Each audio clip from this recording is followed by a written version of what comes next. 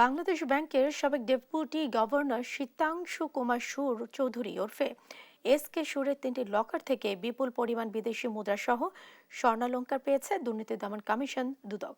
রোববার রাতে বাংলাদেশ ব্যাংকে রক্ষিত তার 3টি লকার খুলতে সক্ষম হন দুদকের 7 সদস্যের দল। রোববার সন্ধ্যা পর্যন্ত দুদকের প্রতিনিধি দল বাংলাদেশ ব্যাংকে অবস্থান করলেও দীর্ঘ এই সময়ে তারা এস কে সুরের ব্যক্তিগত লকারগুলো খুলতে পারেনি।